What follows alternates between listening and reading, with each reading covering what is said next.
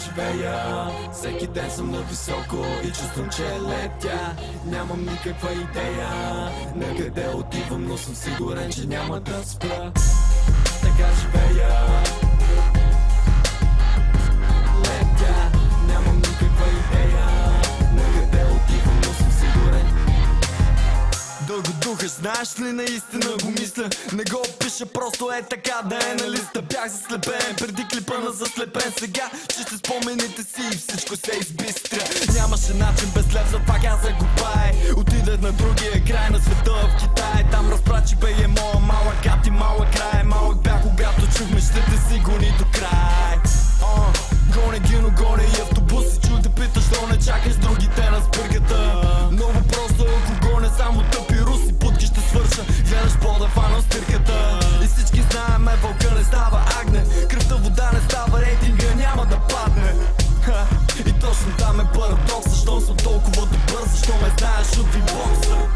Аз съм по моят път, накрая всичко докато стрелките ме не спрат. Оказа се, че събрах не диамант, не диамантия прах.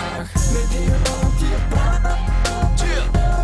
Не диамантия прах. Не диамантия прах. Не диамантия прах. Бейби, къв е плюсът ти от опита? Цял живот да се въртиш около курсакаше орбита.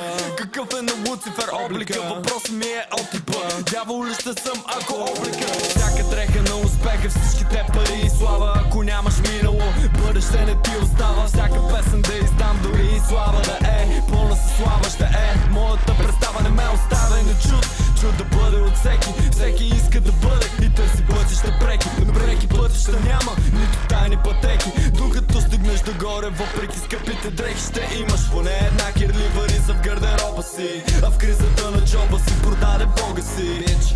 И точно там е парадокса. Дори не вярват в Бог, а си вярват, че Бог са дропса. Аз съм по моят път, накрая всичко докато стрелките ме не спрат. Оказа се, че събрах не диамант, не диамантия прах.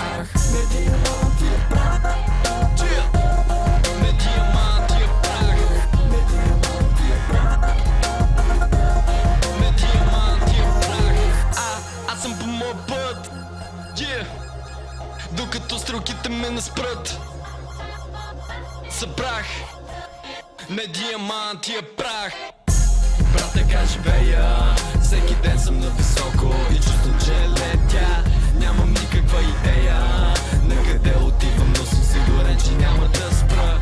Все още средния